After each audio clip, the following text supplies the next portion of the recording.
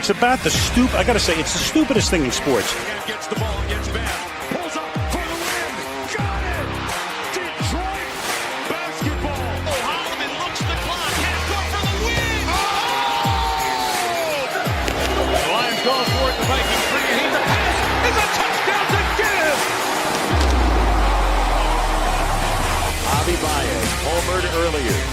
First one in the air, deep left field again. Yes, Tigers win. Javi is unstoppable. This is BS Sports. And away we go. Welcome one, welcome all.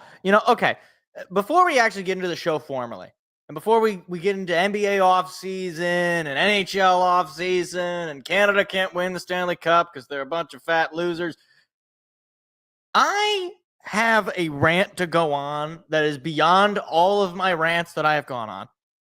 If I got to see another rain delay due to, quote, inclement weather, I'm going to lose my mind.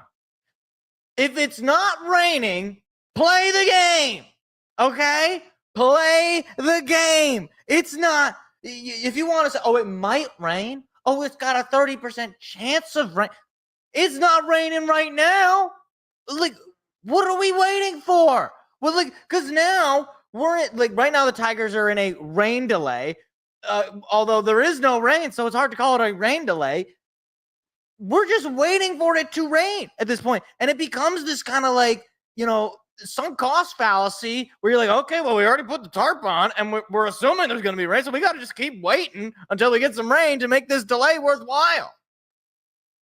It is ridiculous. It is absolutely ridiculous. If you want to say, all right, there's a tornado, down 8 Mile. Okay. Yeah. Maybe you can wait until the tornado is gone, but it's not raining. All right. That's the thing. If it was torrential downpour, okay. If it was just like a shower head was opened up, then yes, you delay the game. But it's not raining, and they got the tarp out there, and you got to imagine the people who put the tarp out there are like, well, damn, we did all this work, and it looks like it's going to be drier than me. I can't, all right? I don't want Comerica Park to get a dome, but it's situations like this that makes me think, you know what? Maybe a dome isn't so bad. Maybe you could do like what Seattle does, where it's the retractable dome, or Toronto has the same thing. You get the retractable dome. But, if we're just going to be delaying games because it might rain, we might as well not even play home games. Because, I don't know, unless if there's a cloud in the sky, it might become a cumulonimbus. I don't, maybe the game will go extra innings, and then it might rain in the extra innings. I could go on forever talking about this. It's just absurd, all right? It doesn't help that the Tigers have had a rain delay in basically every game since Wednesday of last week.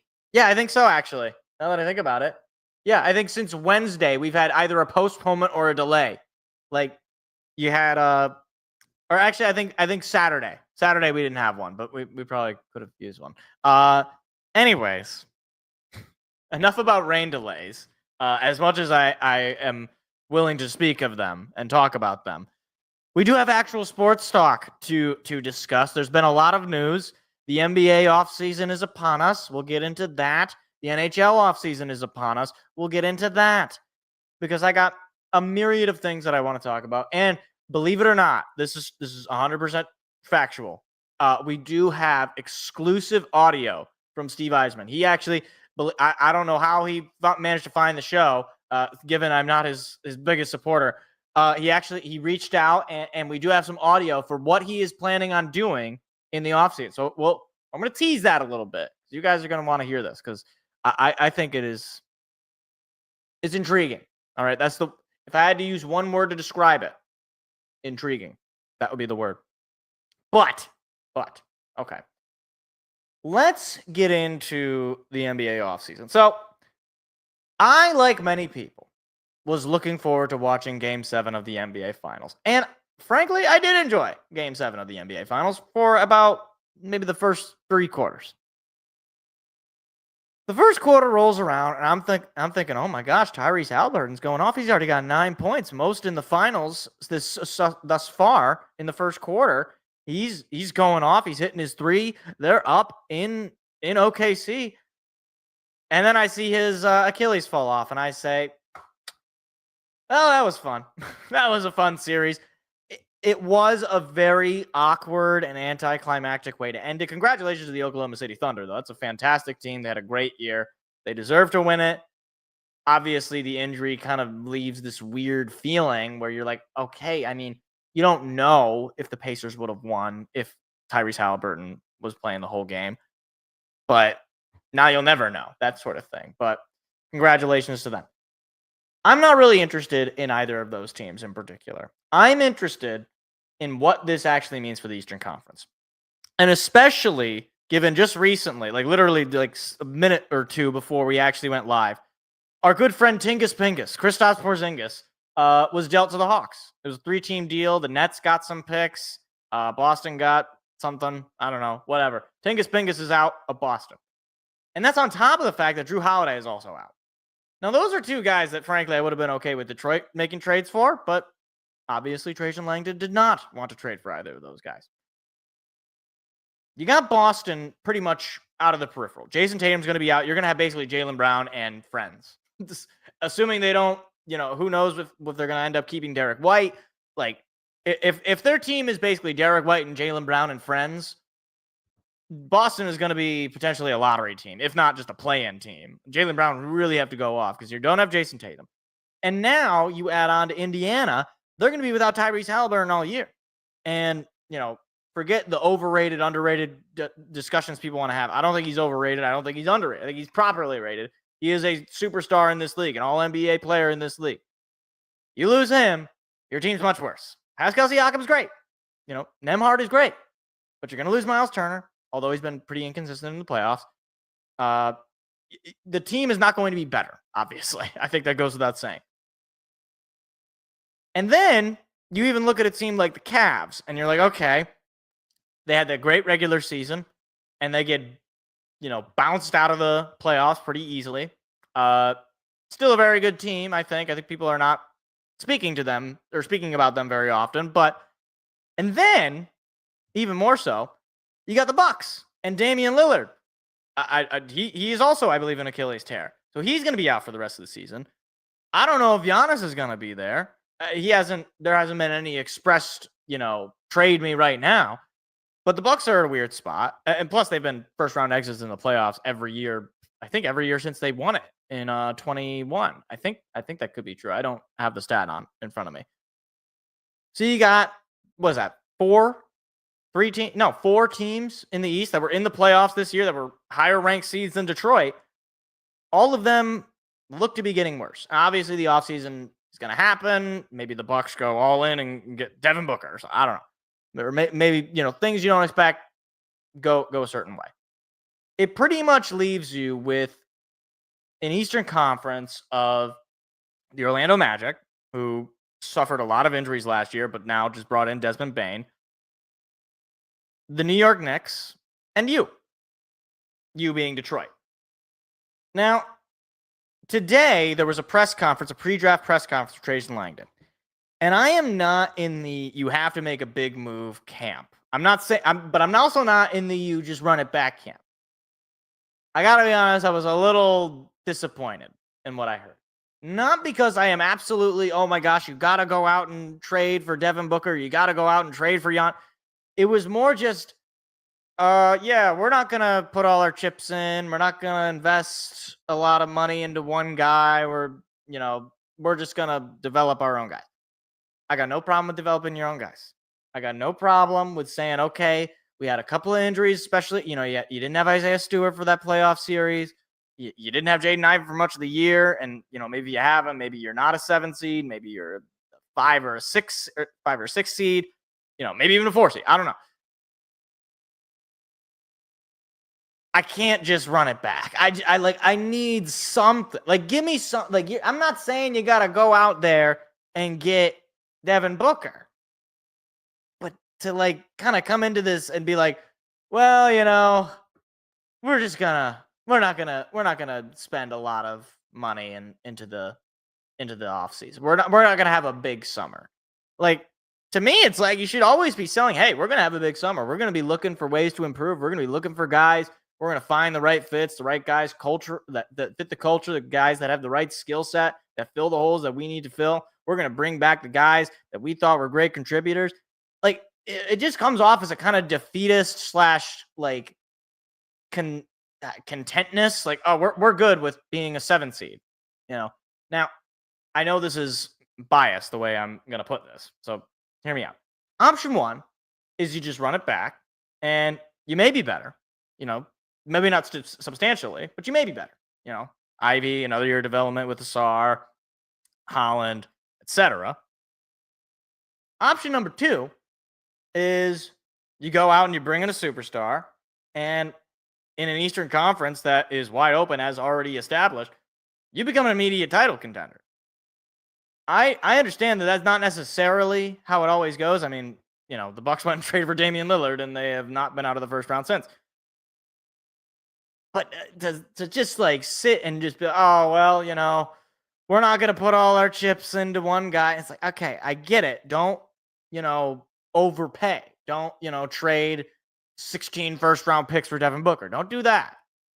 Ultimately, what we all want to do, whether it's big or small, we all want the smart move. We all want the move. We want the moves that are similar to the Malik Beasley signing, right? That was a huge move that pretty much went under the radar. Even the trade for, oh my gosh, why am I blanking on the guy's name?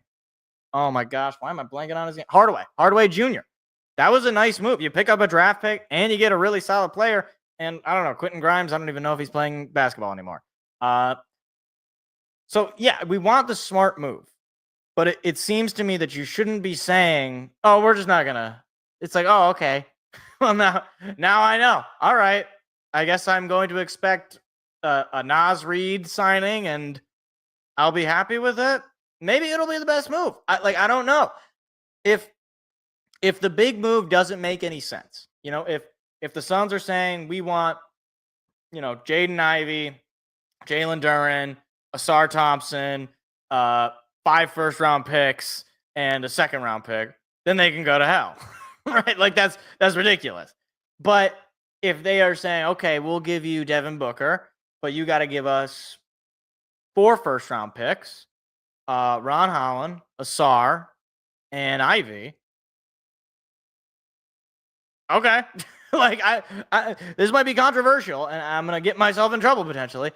I don't believe in G League or whatever the G League, whatever. I don't believe in these non-college players. I don't.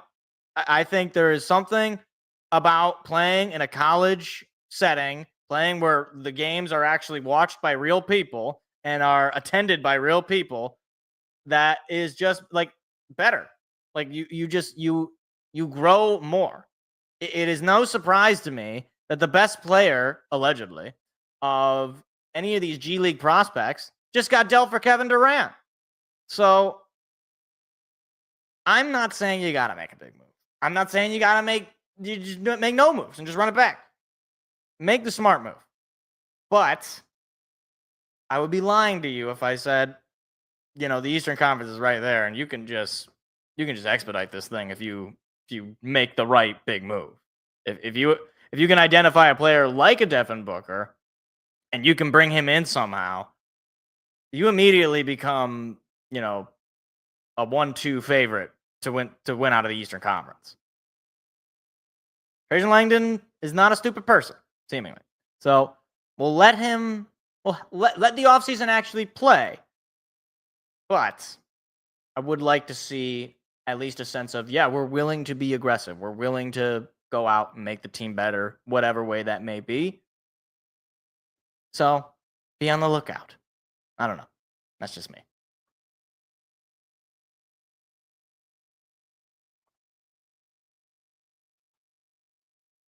Is that a Lego Andy Dirks giveaway that they're doing here? What am I looking at? That's not AI. That's like a real thing.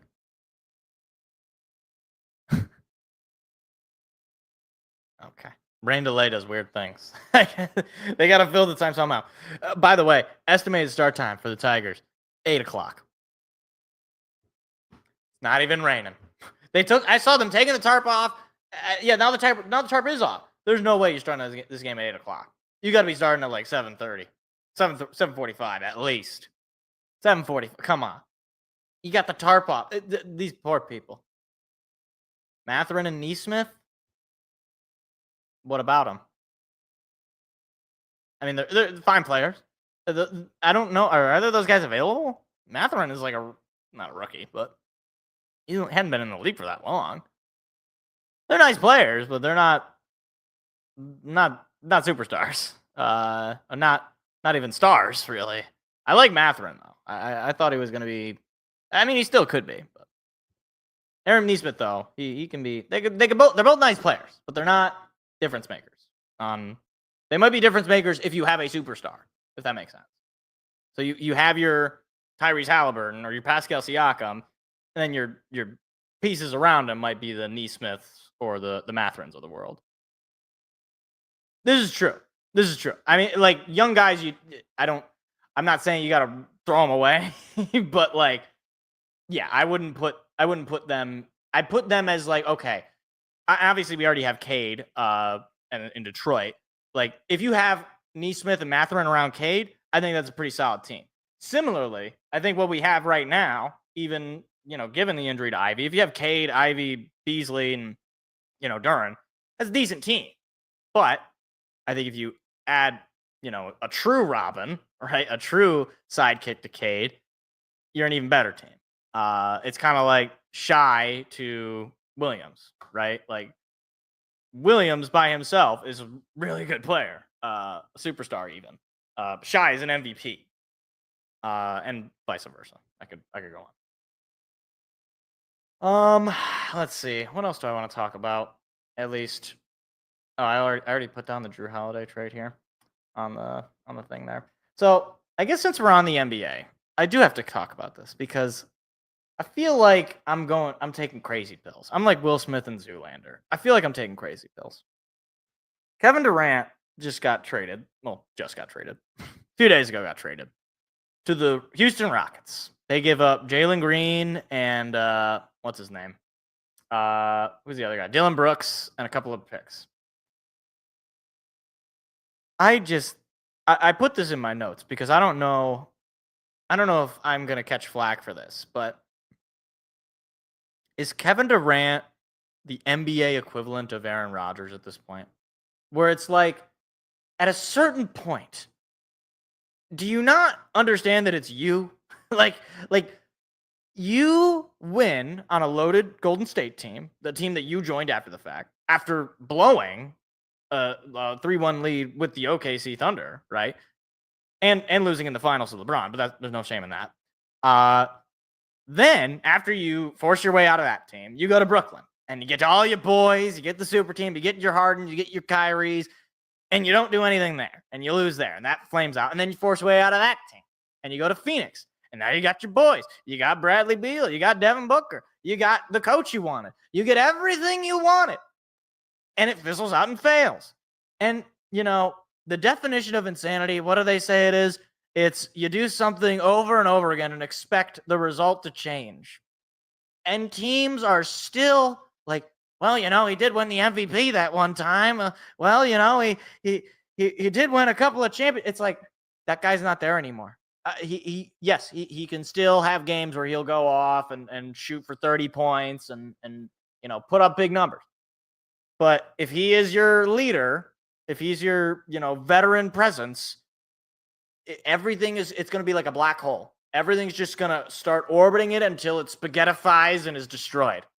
Like this, if Houston doesn't win it, which they won't, if they don't win it next year, then this whole thing will blow up in their face. Just like it blew up with Phoenix. They thought, we're going to get Kevin Durant, and now we're going to get Bradley Beal. And we got rid of Monty Williams, which was probably for the best. But they got rid of Monty Williams, and now we're going to – and then everything died. And then it was not great, Bob. It was not great. Not great, Bob. And then once again, he's forcing his – it's like It's like that. What's the Netflix thing with Tim Robinson? We're all trying to find the guy who did this. It's like you got like 3 teams that you couldn't win with, despite the fact that you had a great cast. And it's like every time he leaves, like, oh well, they never really believed in me. I never, they were always. That was all. It's like, no, this is just you. It's you. You're part of the problem. So, and I will say, to all the people who insisted upon Jalen Green is actually better than Cade Cunningham, the Rockets believe that an aging Kevin Durant is better than Jalen Green, and that is allegedly the best that the G League has to offer. I don't know. Is the G League or the Super Badoo, whatever the non-college leagues? All these leagues, all they do is produce players that like have these crazy measurables. These, oh my gosh, athletic ability. How could he can slam dunk and windmill upside down in a trampoline, and then he comes into the league and he averages like 2 points, and he plays terrible defense, and he can't pass, and he can't do it. Like Jalen Green was the best of them, and he sucked. So now he's been banished to Phoenix. You hate to see it. But no, on the Kevin Durant thing, like, why are teams still biting on this guy? What is it about him? It's not like he's like got this infectious personality, right? It's not like he's, so fun to be around. He's not. It's not like he's okay. I'm gonna make an analogy. I don't know how well this works. He's not like Jameis Winston, where it's like, okay, he's kind of a weirdo, but like he's kind of fun. Players like him. He's got an infectious personality. He's not that. He's like kind of a weirdo. He's like kind of a loner jerk sometimes. Like he's got the burner accounts on social media. He's kind of quiet. He doesn't really he doesn't give any leadership characteristics. So like, why do teams keep going after him? I don't understand. And it doesn't help that the later into the years it goes, the worse it's going to be. Like the short-term reward of having Kevin Durant on this Rockets team. What is the ceiling? I mean, like maybe you make the Western Conference Finals. Maybe. I mean, you were the 2 seed this year and you got bounced by a team that was in the play-in. Like clearly the roster was not that good. I don't think they were a Kevin Durant away. I'll just say that. Now, granted, Jalen Green is not good. So, sure. If you want to say that maybe Kevin Durant gives you a slightly better chance than if you have Jalen Green. Maybe. I don't know. Your best player is Alpernine Sengun. So, that's if that's your best player, go from there. That's sort of where it's at. So, I don't get it.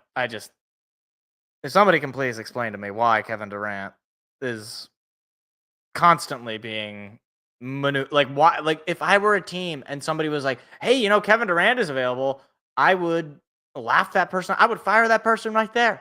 Because if they think that Kevin Durant is going to help me win, they have not been watching the NBA. Let's see. I don't even know what this is. Ben Scharf is a player who plays in a professional league, and his team is competing for the championship against Bayern Munich, a level above the college team. What do you think?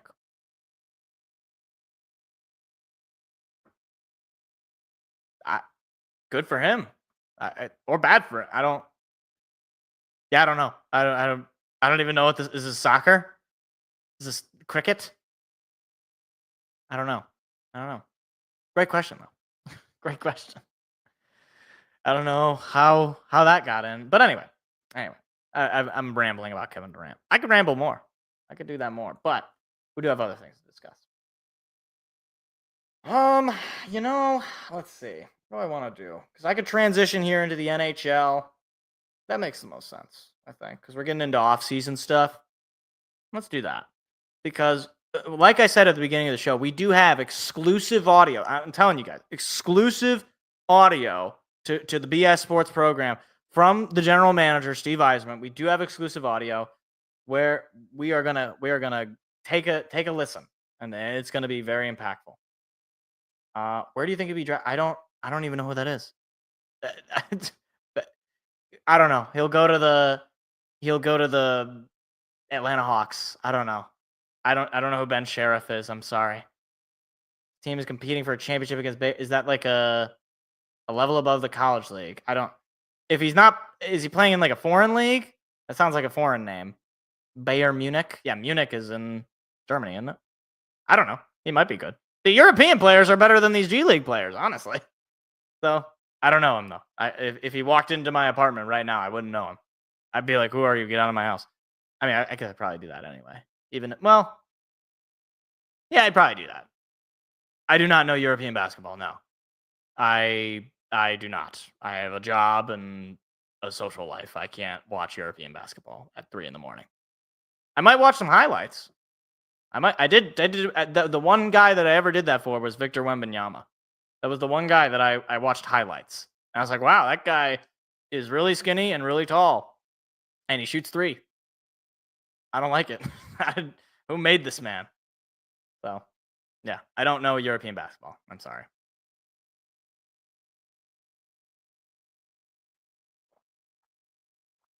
But if I did, I'd give you an opinion. I don't know who does. Maybe people in Munich? I actually doubt that. I think the only people who know European basketball are people working in the NBA. And even then, I'm not sure if they do.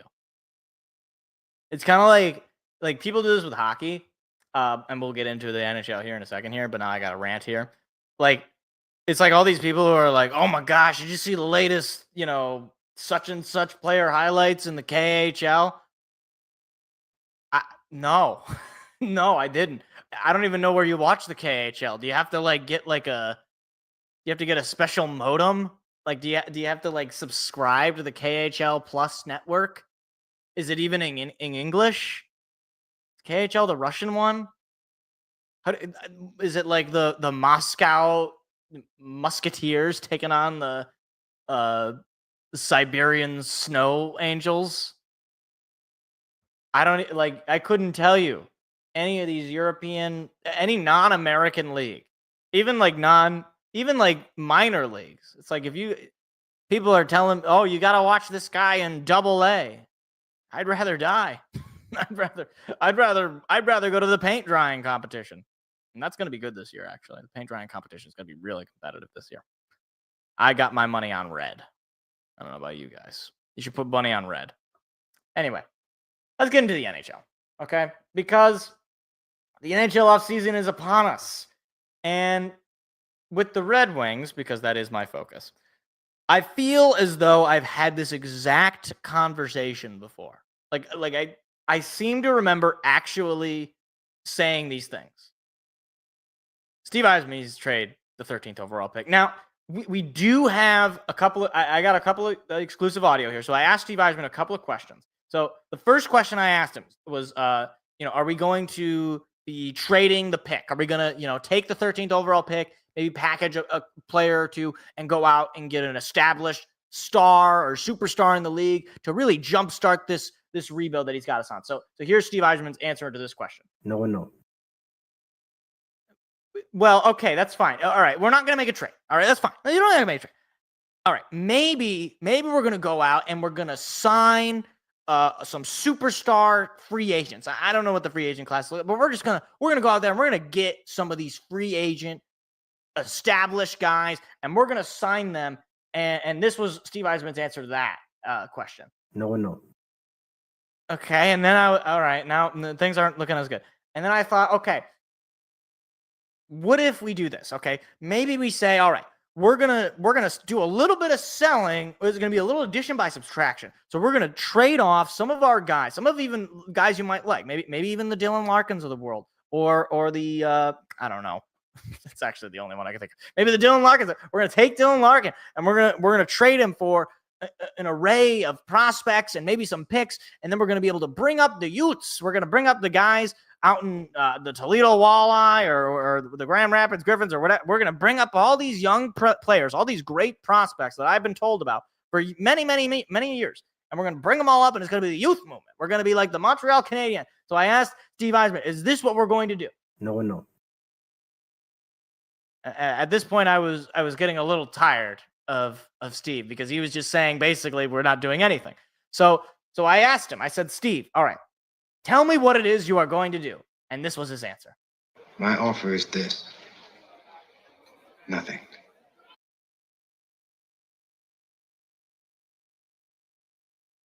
Yeah, all right. Call me a pessimist. That's fine.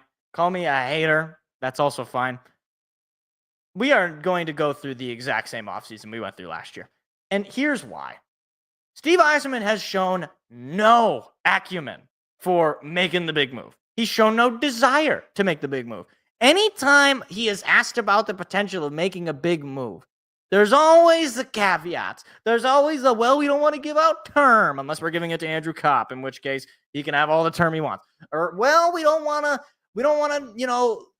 lose out. We like our guys, even though we're not bringing them up from the AHL, even when they're playing really well, like Sebastian Cossa or Carter Mazer, although he immediately got hurt. But we're not bringing those guys up.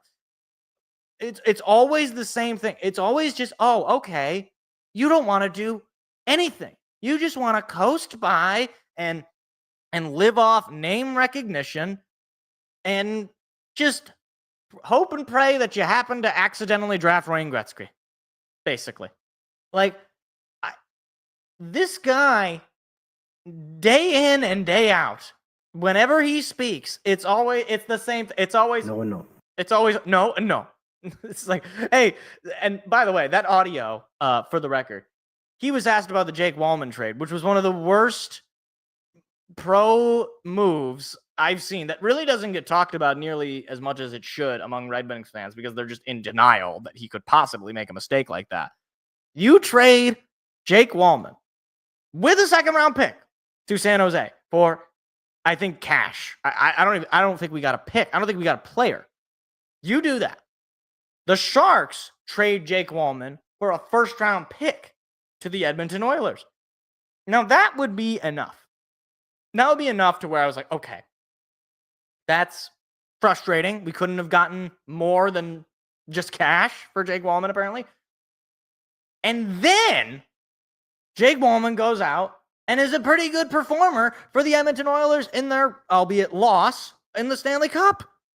And so then I'm like, okay, so not only did we trade a player who seemed to be pretty higher value than we ended up getting, but the player was on a Stanley Cup team.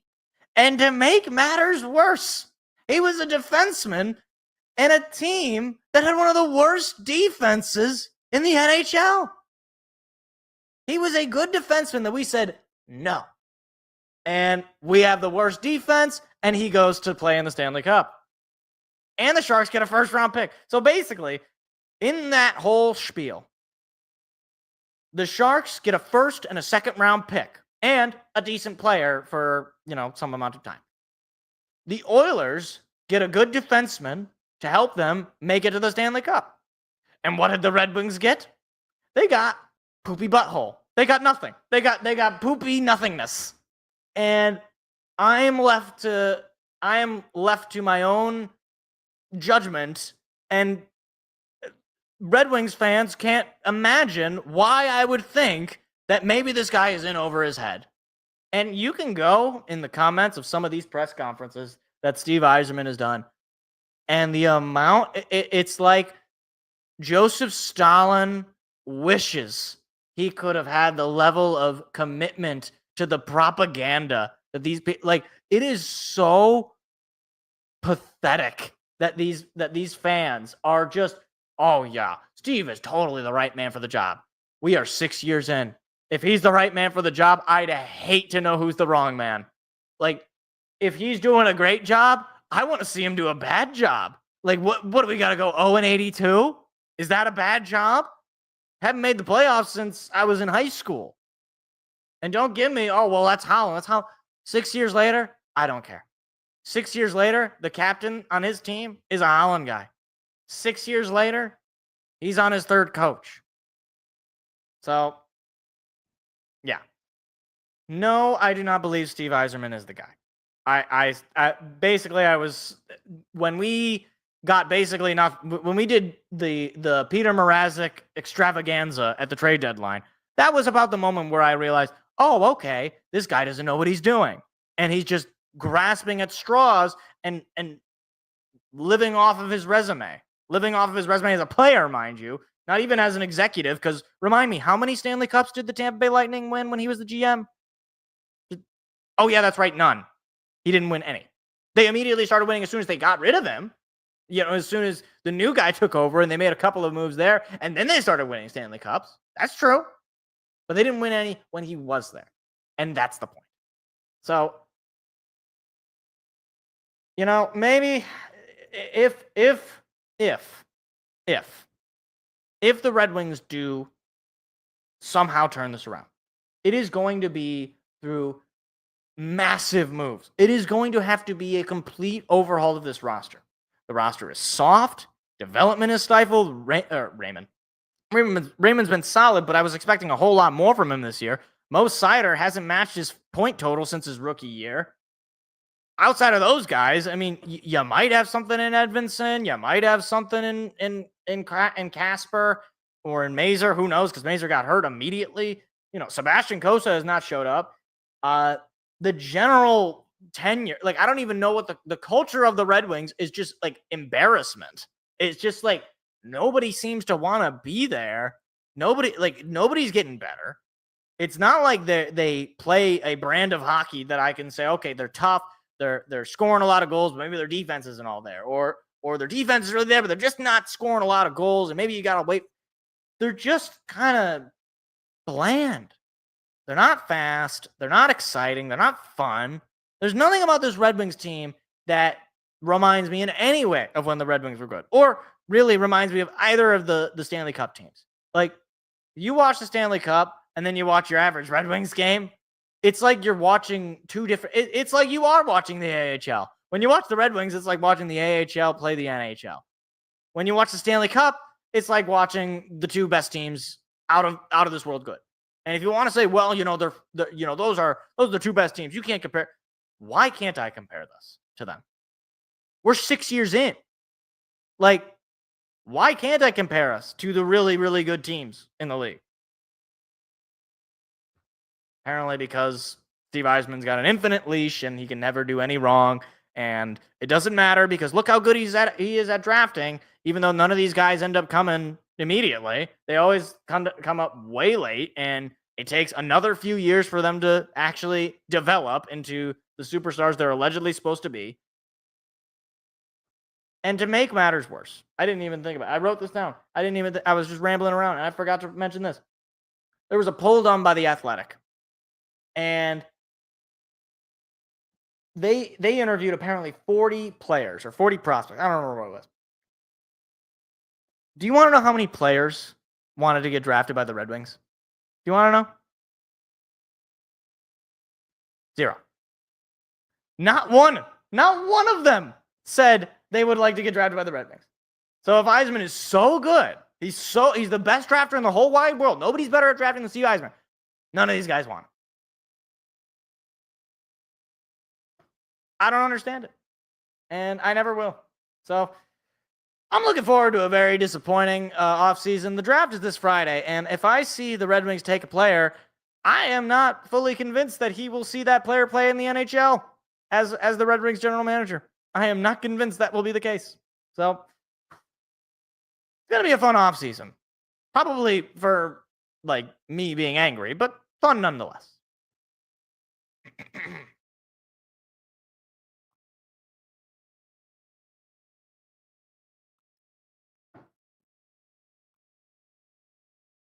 Whoa. The Nets have 5 first-round picks. That's crazy. Jaylen Brown for Dylan Harper. Sees under second apron for that reason only, happening tomorrow. Do you have any source for that, Quentin? Or are you just saying things? That would be crazy. And that, Dylan Harper there's no way you're trading Jaylen Brown just to go get Dylan Harper, right? I mean, I don't know exactly how the cap or apron or whatever the nonsense in the NBA works, but you got to figure out a way to maintain Jaylen Brown and Jason Tatum. I don't care if it means those are your only two players. Like, those are your guys. Those are your dogs. Maybe they really believe in Dylan Harper. I don't really know why. Like, at least he was good in college, I guess. That's the other thing, and I could go on a rant here, as I tend to do. The NBA draft, it's just like, it's getting to the point, like, you got guys who are 18, 19 years old getting drafted. Like, you're entering the league much younger. And that, if you're telling me that doesn't stifle some of your development, I think you're crazy. Like, let me give you an example. Okay. I love Jace Richardson. Okay. Jace Richardson played for Michigan State this year. He's fantastic. Great player. I honestly don't know how well he's going to translate into the NBA, given the fact that he's immediately going into the NBA draft. Like, he's a good player, but he had one good season total. Like, he just had a crazy year at Michigan State. And to, like, immediately go into the NBA and now be playing with guys, in their mid to late 20s and their 30s, like, it doesn't seem like it's good for development. Just my opinion. I don't. And it doesn't help that, like, okay, pretty much everybody is just going to the draft. You would think, people say, with this NIL stuff that people would stop, but, it doesn't. And even with a guy like Cooper Flagg, at least Cooper Flagg, he played on the Olympic, not even on the Olympic team, like the Team USA. He was like part of the practice squad or whatever you want to call it. Like, he played against NBA players for that, exhibition, essentially. But yeah, even that, it's like, I don't know. I will always have a higher value of a guy who kind of allows himself to be developed in college, and then once you enter the NBA, as soon as you do get drafted, you're a much more ready to go product. Whereas if you're an 18, 19-year-old player going to a terrible organization, going to some garbage team, and now you're tasked with being the face of that team, things can go bad very quickly. Like, even with Cade, like, it took years of, him from when he got drafted to when now where he's finally an all-NBA player. Like, I don't know. Like, that a lot. I mean, I know I made fun of him, but Jalen Green, maybe if he would have went to college and played 2-3 years, he might have ended up a much stronger and much better player. But obviously, he got traded to the Suns, so that's tough. Are the Suns? Is that like when things are bad? Like, is that when you have that moment of retrospection, and you're like, wait a minute, am I bad? Am I not good at basketball? But my whole life I was good at basketball. That can't be right. That's impossible. That is not possible. When it's kind of possible. I guess the Charlotte Hornets would be probably a more apt example. It's like, you go there because your career is cooked. Or Washington. Washington just traded Jordan Poole. I believe that was involved in one of the trades recently. Wasn't Jordan Poole on Washington? I don't know. I saw that Jordan Poole got moved, and it was, man, talk about a Linsanity run. That guy went from like having the crazy playoff run, winning a championship with Golden State, to basically the equivalent of this. No and no. No and no. No and no. No and no. Best part about this drop is just no and no. It's just the speed of it. That's the actual. I didn't edit that. That's the speed in which you no and no. Hey Steve, do you have any regrets about Jake Wellman? Or do you want to offer any insight? No and no. No and no. No and no. No and no. No and no. He does not. He does not have any. That's great. No regrets? You got nothing. You got no regrets? No, not even. You can't even pretend to have regret. You can't even say, well, yeah, we're happy that he had some success elsewhere, and, we would have liked him to be successful with us, but it just didn't work out. Not even, give me that. Just the, hey, Steve, You traded Jake Wellman. Do you wish you would have done a little differently? And do you have any regrets? No and no. No and no. No and no.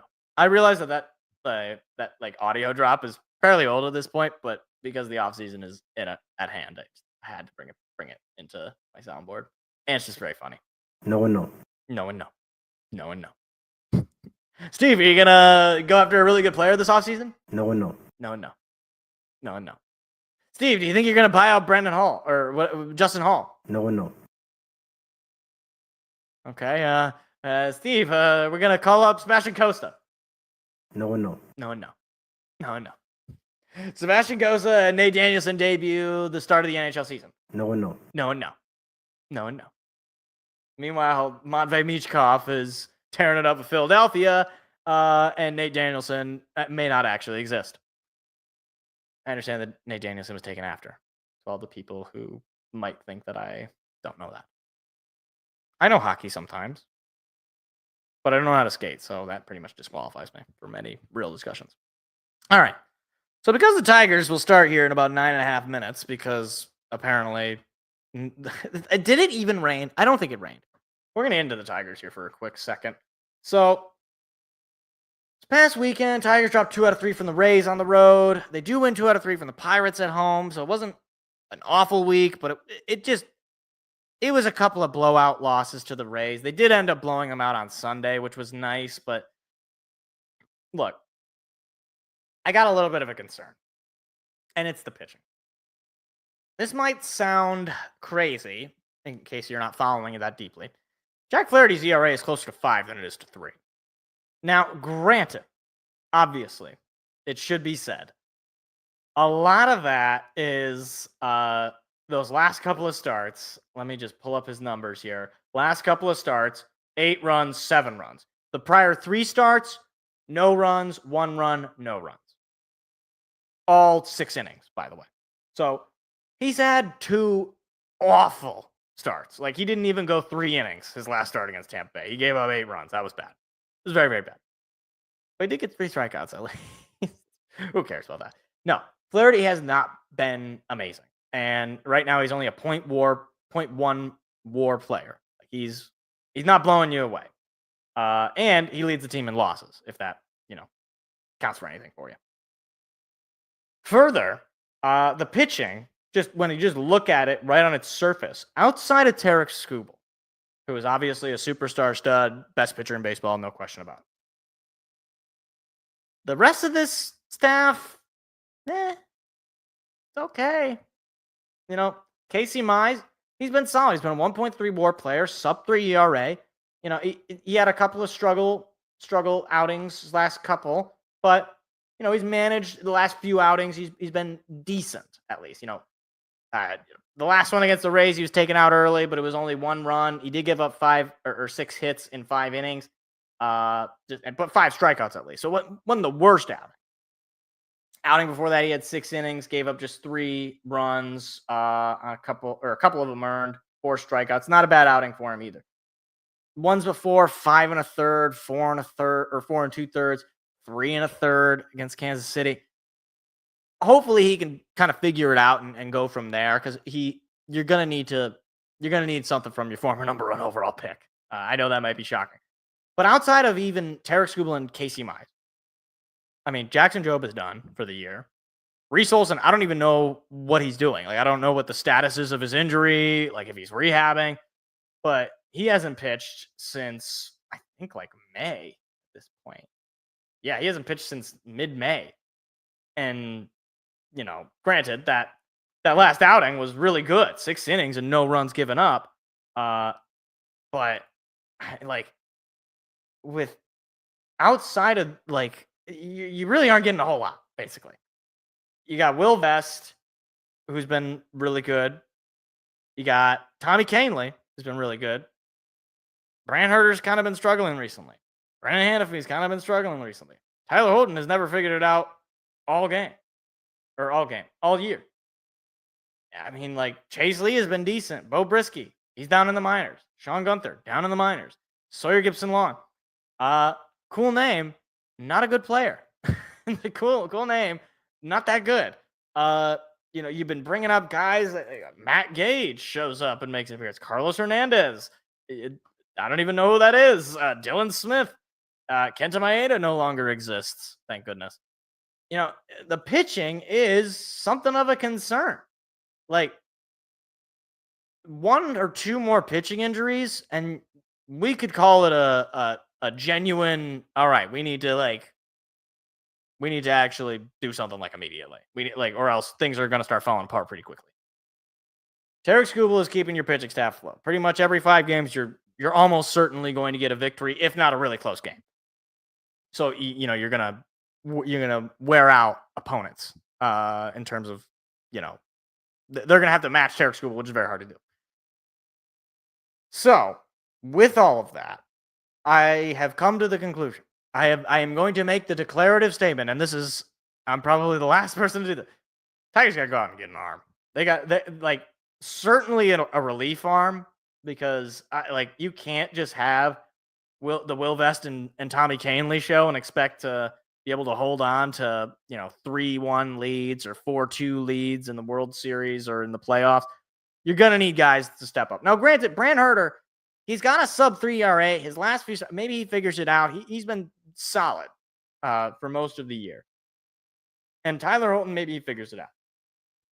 But in the event that those guys don't figure it out, and we got another month of baseball here until the trade deadline, figure it out. Figure it out, or we're gonna trade for your replacement. As far as starters go, depending on this Reese Olson situation, and frankly, depending on how Jack Flaherty ends up, you might have to look into some of these starting pitchers. I don't know exactly who's available, and we won't really know probably until we get closer and closer to the deadline. You look at some of these bad teams. I mean, right now the Tigers are playing the A's. Do the A's have anybody worthwhile? I know they got Luis Severino is starting. He was a name at some point. Maybe the Rockies. No, don't ever trade for a Rockies pitcher unless he's really good. If the Rockies have a good pitcher, then you bring him in. He's gonna be Babe Ruth combined with Roger Clemens minus the steroids. Which one did the steroids? Is my question. Anyway, you got to go out and you got to get some arms. The hitting is his own problem. Okay, yeah, sure. There's nights where this team is not gonna hit. AJ Hinch, he does a good job of managing which guys are in the lineup and in what order and whatnot. But you're gonna need primarily pitching help, and that is not news exactly. That's not me being breaking the glass ceiling in terms of, oh wow, you're gonna need pitching at the trade deadline. No, you never need pitching. Yes, I know it's obvious. I know that it's standard bearer stuff. But Scott Harris, he never bought at the deadline. He has sold. Now, the last time we sold, it worked out pretty good for us. We're not going to be selling this deadline. And he's made it clear that he's going to be looking for opportunities to make the team better. But obviously, there's going to be some price. I mean, we're not going to give you Max Clark and Kevin McGonigal for a reliever for the rest of the season. Unless the guy is Mariano Rivera, it's not going to happen. But maybe you do find a guy that's kind of on a middling team that has a veteran reliever. Look, here's one. I don't know if it's real. Aroldis Chapman out in Boston. He continues to be a dominant reliever. They already sold off Raffy Devers. Now, granted, they kind of got better after they sold Raffy Devers, which was weird.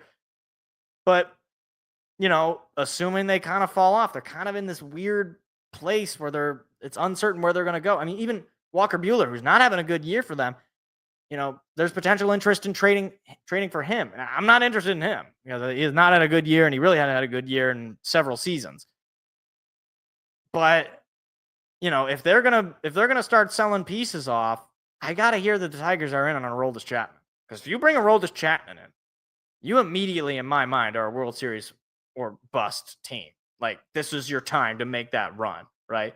You would have a relief or a bullpen where you could bring out, and assuming Brant Herter gets better, it makes it even more dominant. You'd have Will Vest, Tommy Kahnle, Aroldis Chapman, a 1-2-3 punch in your bullpen, and then maybe you can bring in a starter. I hope you don't have to. I hope Reese Olson can just come back and be healthy because he was good when he was playing, but for sure a relief arm needs to come. Who that is, we still got a long time to go. So we'll see. But I will say it is a concern. It's not an immediate. It's not. I'm not. Ringing the alarm. But it is a concern. See what Scott Harris does.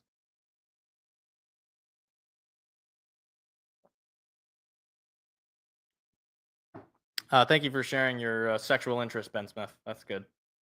Just gonna go ahead and ban the user. So that's good. I don't understand. Maybe I'm getting too old for this. That's probably what it is. That's about it. Yeah, we had a lot to talk about. So, and we learned a lot. We learned about Ben Sharaf, whatever his name is. Yeah, it's a good show. So, let me just double check. I'll be back next week. Yeah. Oh, next week is the 1st of July. Oh, by the way, this Thursday is a Darko Day. It would be the 22nd. Yeah, 22nd year anniversary of the Pistons drafting Darko Milicic.